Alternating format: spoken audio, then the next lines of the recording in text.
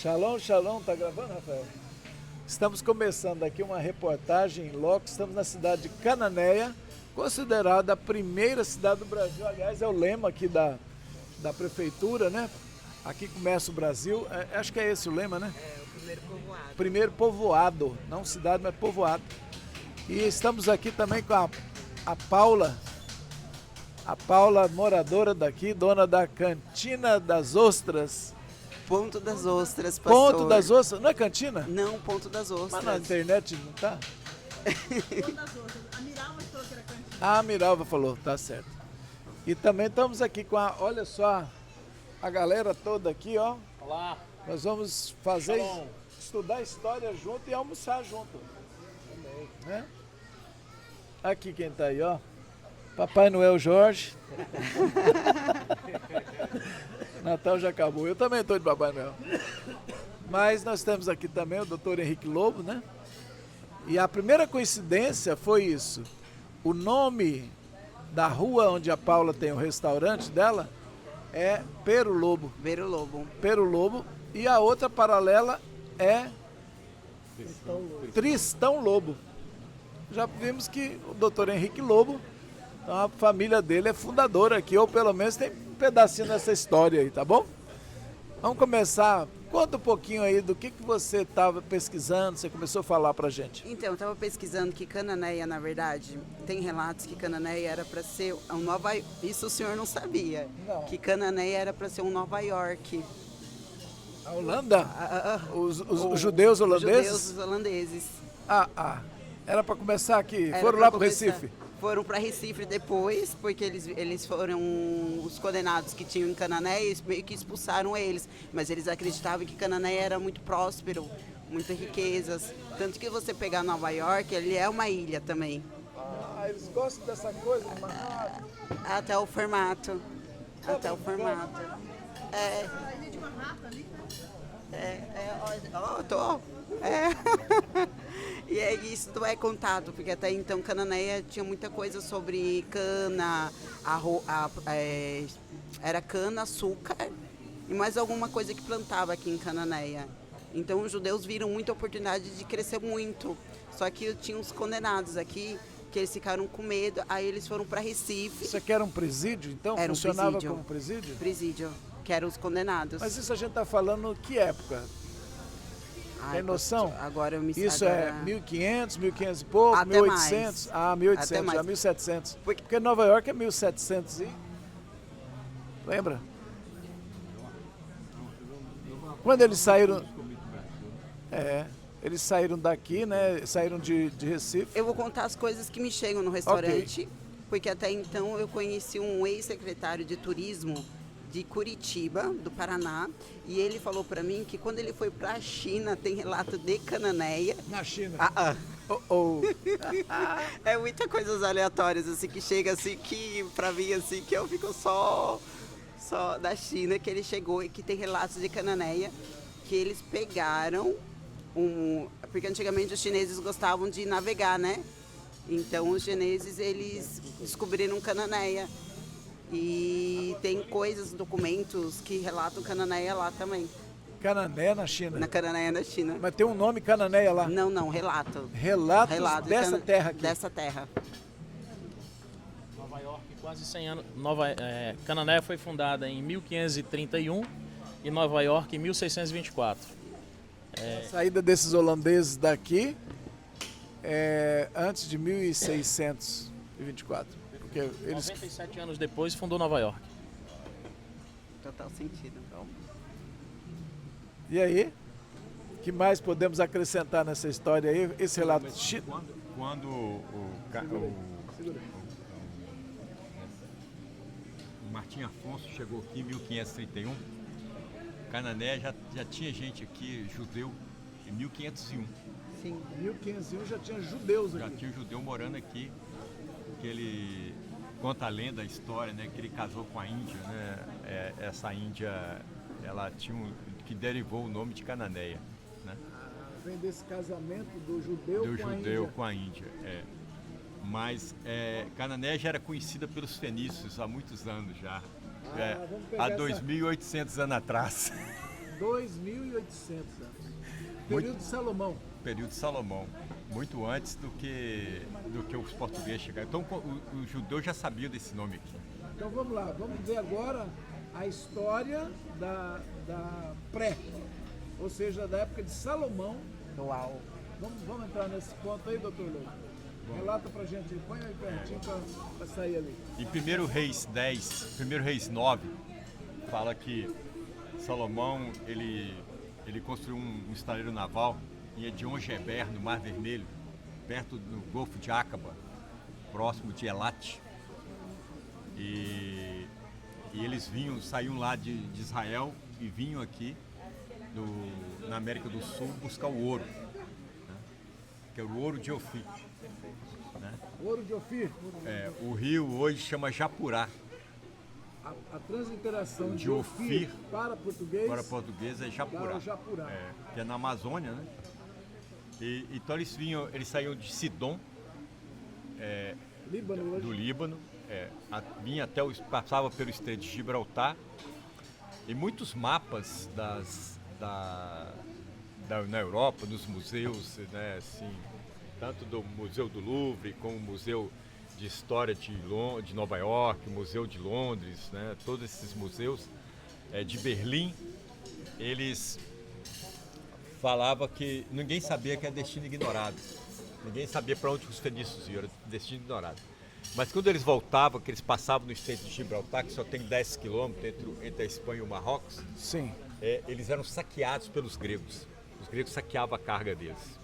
Então, por isso que Salomão, como Salomão era o rei dos fenícios, sim, os fenícios mudaram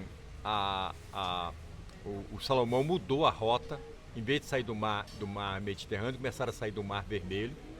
Então eles vinham até a África do Sul, contornavam a África do Sul, saía do Mar Vermelho, pegava o Oceano Índico, pegava a África do Sul, contornava a África do Sul, pegava a corrente de água quente da Namíbia e chegava até o Rio Grande do Norte, e do Rio Grande do Norte eles entravam dentro de um grande rio.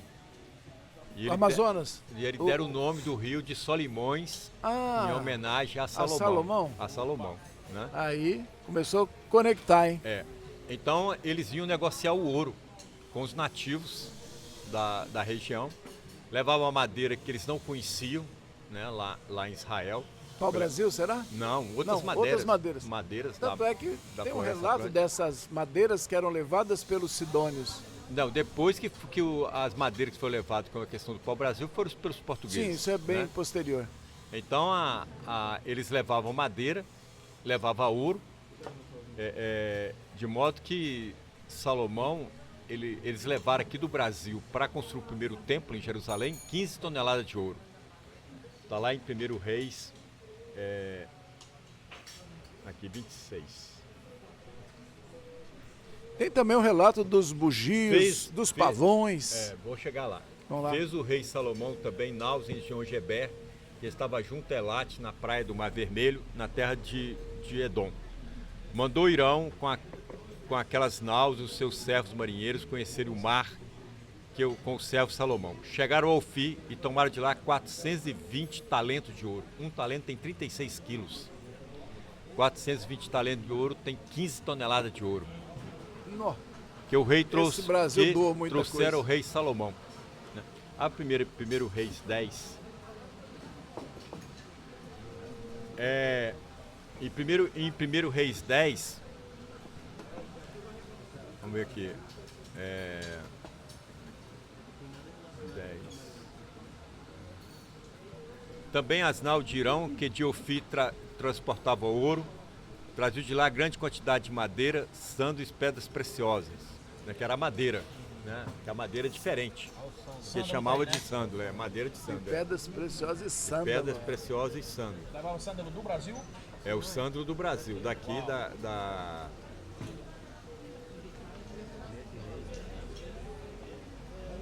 Então levou para derramar a copa.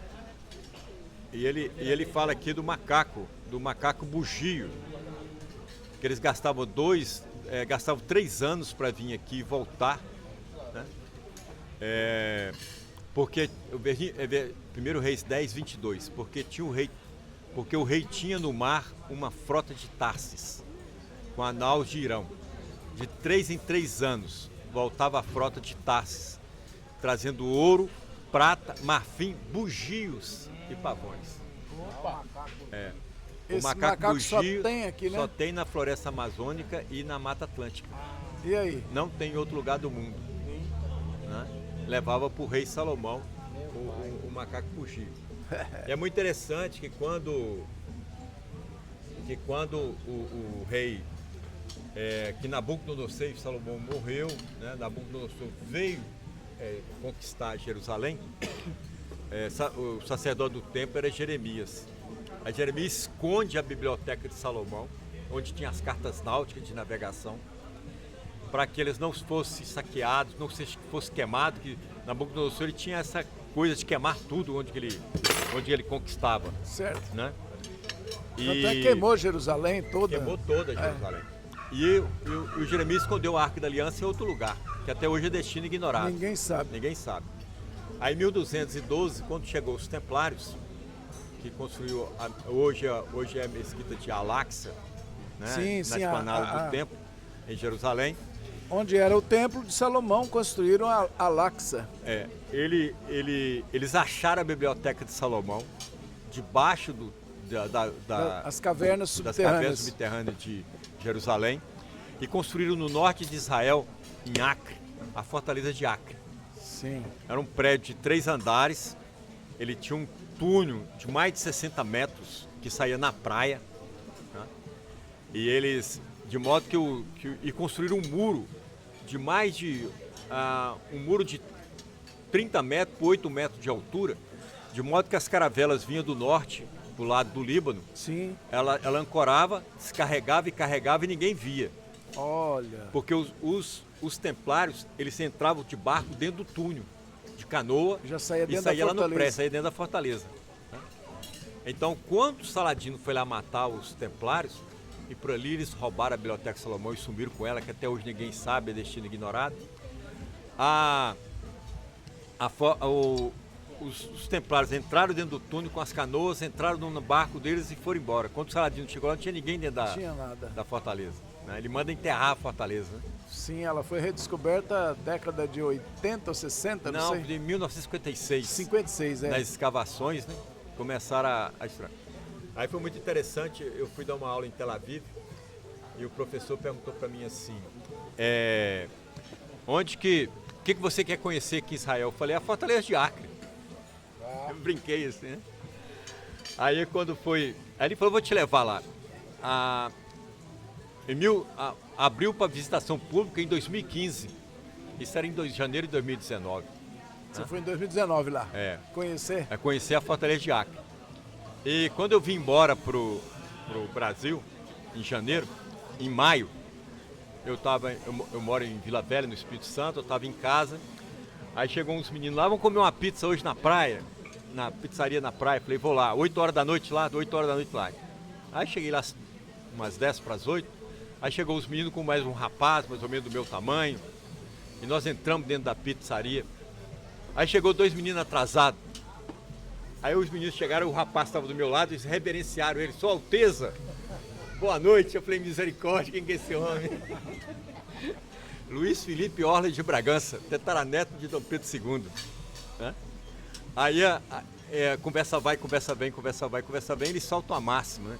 Que quando os templários, quando criou a escola de navegação de Sagres, em Portugal, todos os estudantes eram templários. Meu Deus. Né? E as cartas náuticas de Salomão foram parar na escola de Sagres. Foi o período em que Portugal acolheu esses os templários. Templários estavam sendo perseguidos no restante da Europa.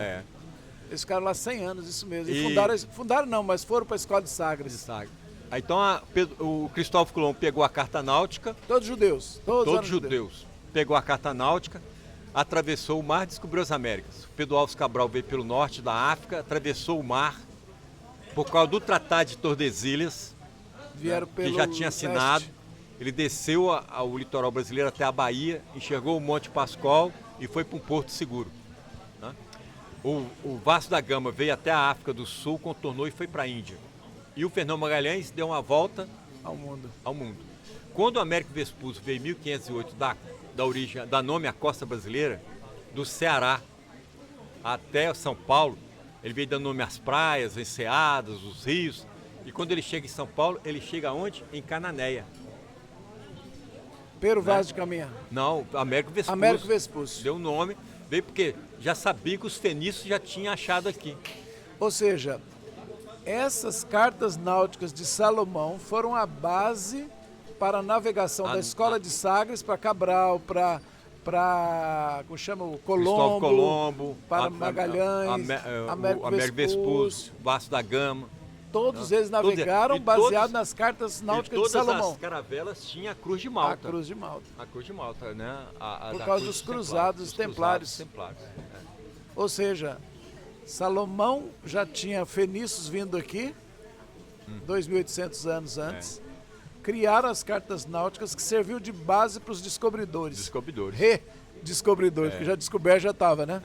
E Cananéia é um dos pontos, porque eu estive em Lisboa, onde saiu as caravelas, e eu fotografei um mapa gigante que tem no porto de Lisboa, e tem 3 lugares escritos nesse porto, nesse mapa.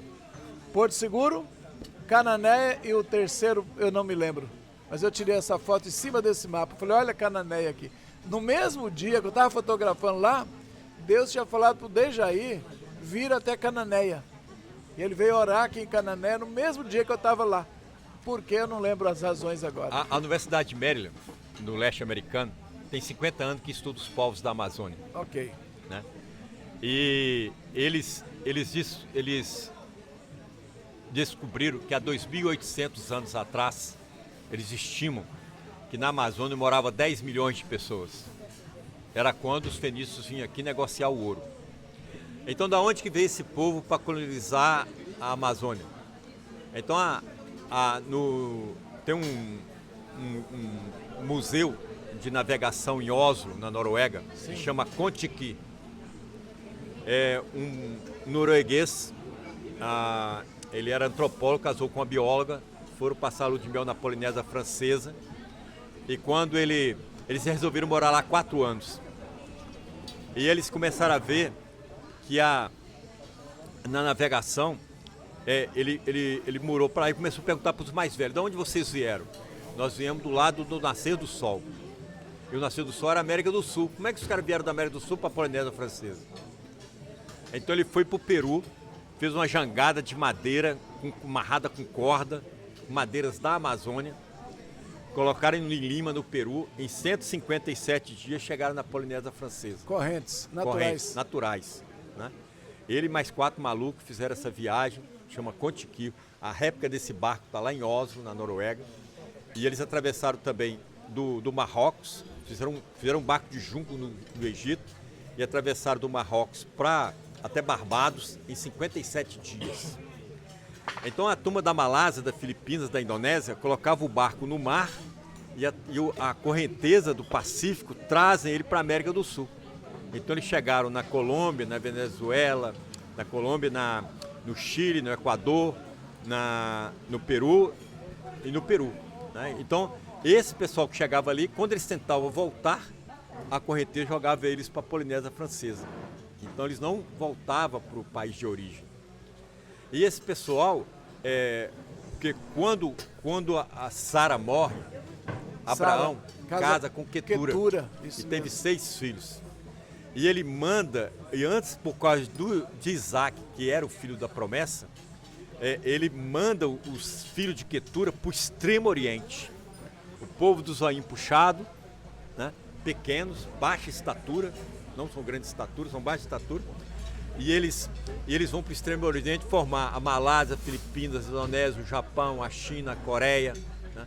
Todos esses países ali, Vietnã, Laos, Camboja. Todos asiáticos. Dos asiáticos. Então esse pessoal que migrou para a América do Sul, atravessou a Cordilheira dos Andes, entrou dentro da floresta, formou o índio brasileiro. Descendente de Abraão. Descendente de Abraão com Quetura. Abraão, você vai ser pai de muitas nações. Olha, quantas estrelas no céu. E aí? Então sua terra é conhecida de muitos anos. Sentiu, hein? Engraçado, eu tava... E aí, meu povo? É que eu não vou lembrar, que eu sou meio esquecida, mas eu vou conectar vocês com Oséias. Ele está cuidando já há uns 7 anos no museu daqui de Cananéia. Então ele sabe de muitas coisas, mais do que eu até mesmo para falar. E ele falou que Cananéia, tem 3 teorias, eu só lembro de uma aqui que ficou mais marcante. Que Cananéia veio de Canaã, por causa do judeu. Cananeus. Ele falou muito forte sobre isso, que veio de cananeus e que ele acreditava nessa teoria. E também tem a outra sobre da Índia, na Índia tem uma ponte que se chama, um rio que chama Cananéia também. Cananéia. E por causa aí também, a terceira lembrei, por causa da Índia também, né? Da Índia Canané. Só que eu acredito mais nos cananeus fenícios. Cananeus. Que são os fenícios. Ok. Os cananeus, eles andaram muito em Sidom, e no porto de Sidom e no porto de Israel, que é Ascan, né? Então eles andaram muito nos portos, né? Então é mais provável que os fenícios originários deles, né, do que da Índia. Inclusive a Pedra da Gávea, no Rio de Janeiro, que tem as inscrições dos fenícios. Uau. Na Pedra da Gávea do Rio está lá, os fenícios escreveram Etbaal, o pai de Jezabel. A assinatura dele está lá, o feito que ele veio aqui no Brasil, pai de Jezabel. Ele era fenício, ele era rei de Sidom, que fez negócios com Salomão.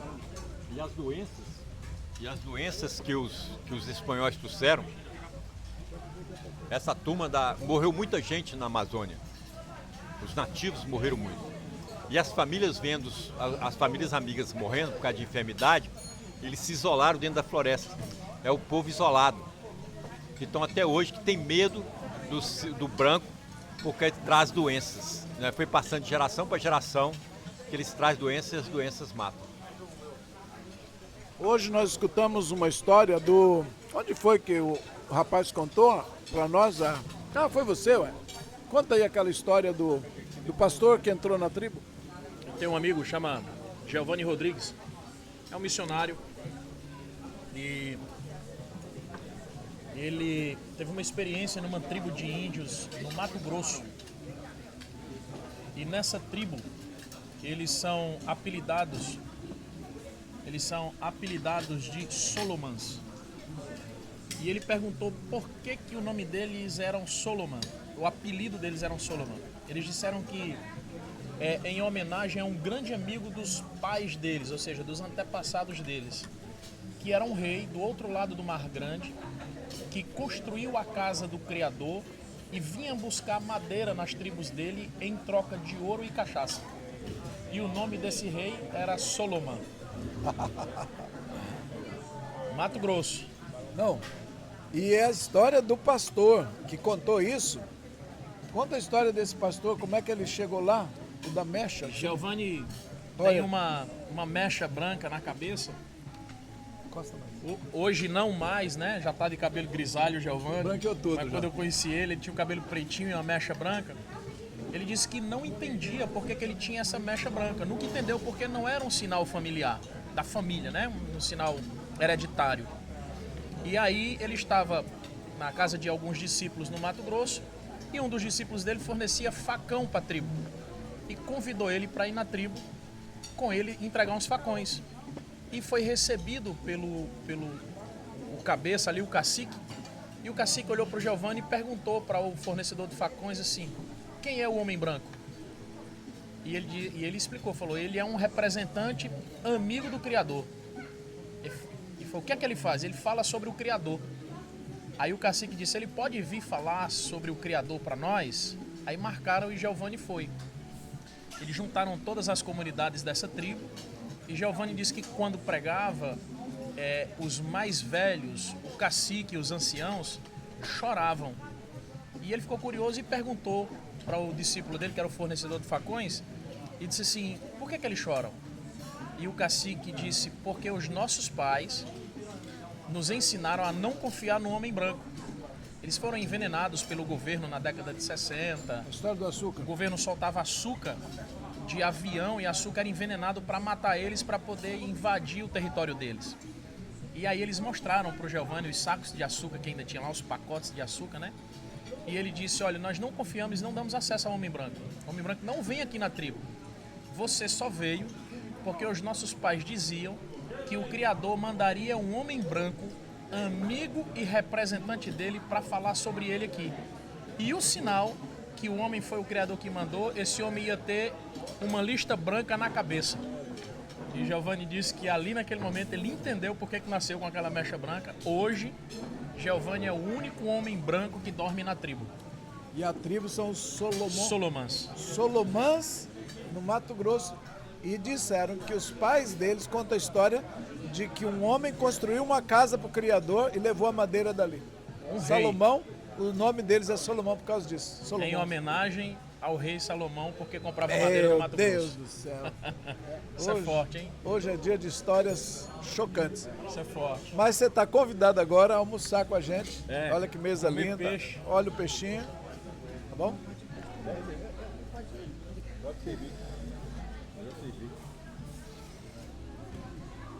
Deus abençoe a todos. Amém. E um excelente almoço para todos. E aqui direto de Cananéia, dia hoje 8 de janeiro de 2025. E 8 de Tevet.